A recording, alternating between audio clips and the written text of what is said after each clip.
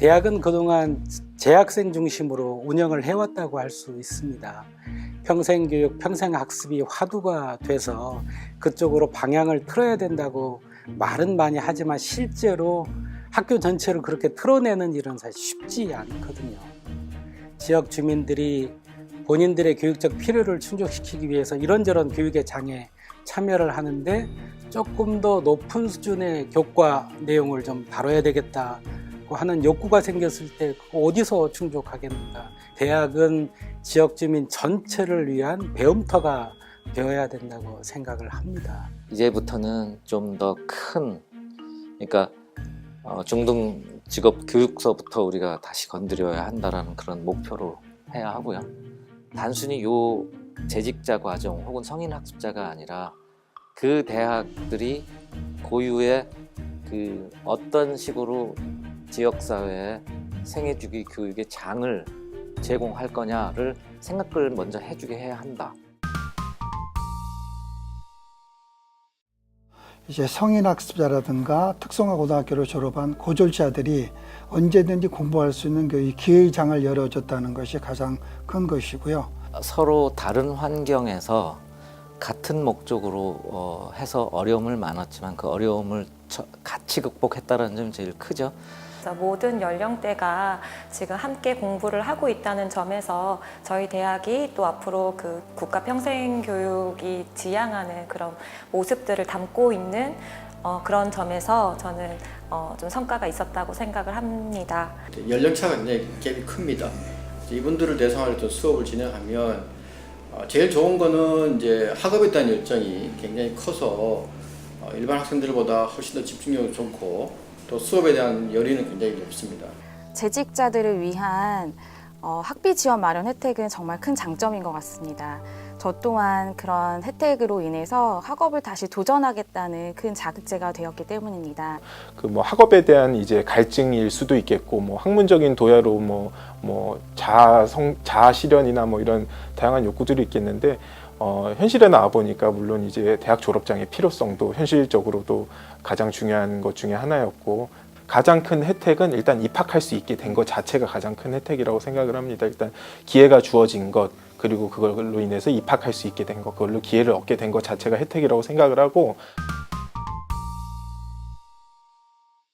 부터 다시 시작하는 이유가 뭐냐고 물어보면 이 학업에 대한 열정도 있고 그다음에 학과에 대한 전망 이런 부분도 굉장히 많이 이야기를 하고 있어서 내가 하고 있는 현재 일 이후의 일들을 생각을 해서 장기적인 플랜을 갖고 들어오신 분들이 꽤 많아서 인문학 강좌를 개설하되 주말을 통해 가지고 우리 대학에 있는 사학과 교수님 통해가 같이 대동해서 현장을 둘러보고 강의도 듣고 이러다 보니 이 학생들이 자연스럽게 융화되더라고요. 다른 과 친구들 볼 기회도 없었는데 인문학 여행을 한번 같이 갔었는데 정말 좋았어요.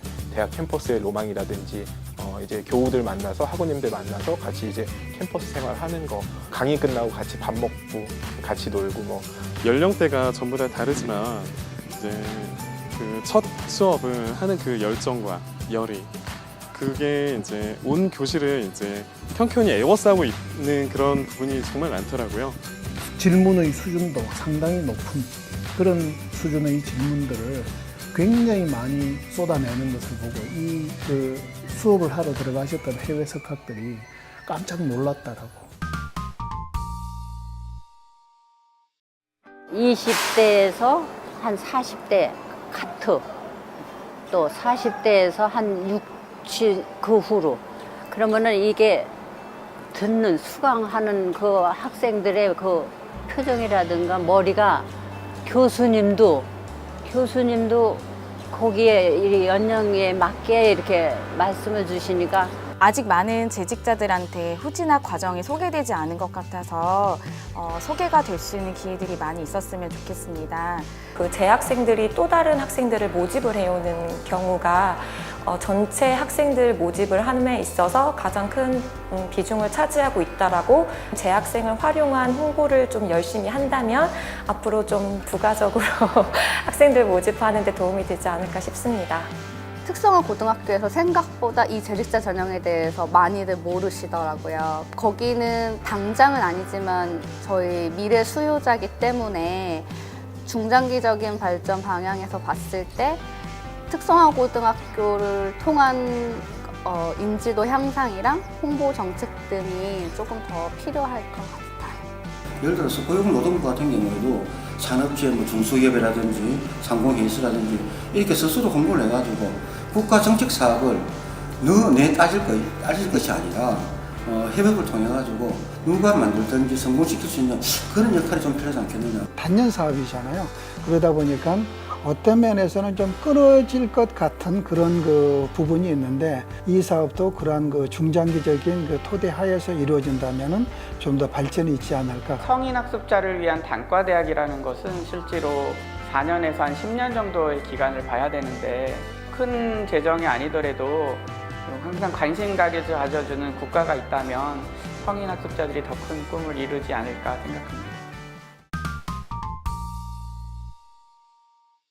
재직자 전형이라고 해서 쉽게 보는 것이 아니라 그래도 처음 그 마음가짐 그대로 마지막까지 좀 최선을 다해서 이어나갈 수 있도록 철저한 준비를 가지고 학교에 왔으면 하는 바람이 있습니다. 이 제도를 만족하고 졸업하기 위해서는 학생 개인의 노력도 많이 필요하다. 의지가 필요하다. 배우고자 하는 열정, 열의만 있으면 이 부분을 누구나 다 누리실 수 있을 거라 생각이 됩니다. 지금 당장은 뭐 대학이 필요 없다고 생각하는 사람도 있을 수 있는데 이렇게 이만큼 살다 보니까 정말 그 또 필요한 시점이 오게 되면 그때는 너무 늦으니까 하고 싶은 마음 생겼을 때 지금 당장 절대 용기 잃지 말고 언젠가는 내가 가지는 소망은 이루어진다는 생각을 내려놓지 말고 지금도 안 늦었습니다. 시작이 반입니다. 저도 지금 엊그제 같은데 벌써 2학년 1학기를 마쳤습니다.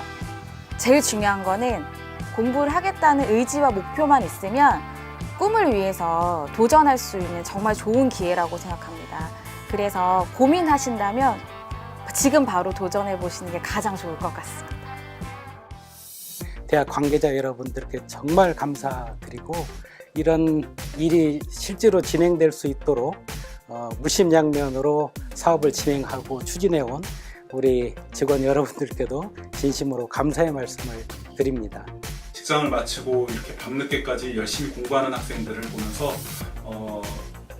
우리 사업이 굉장히 의미 있는 사업이구나. 자기 개발을 위해서 무엇을 할 것인지 고민하던 중에 대학에 입학을 해서 공부를 하면 어떨까?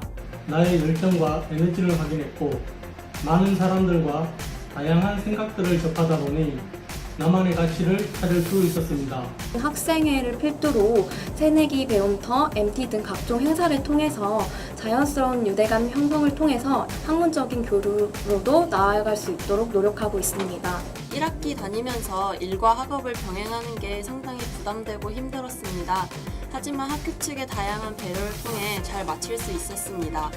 저는 학생회와 동아리를 적극적으로 활동하고 있습니다. 저희 전공에서는 논문 동아리를 통해서 여러 선배님들이 대외적으로 상을 받는 것을 보고 적극적으로 활동하게 되었습니다. 남은 기간 열심히 배워서 개인적으로 비전 있는 미래를 만들어가도록 노력하겠습니다.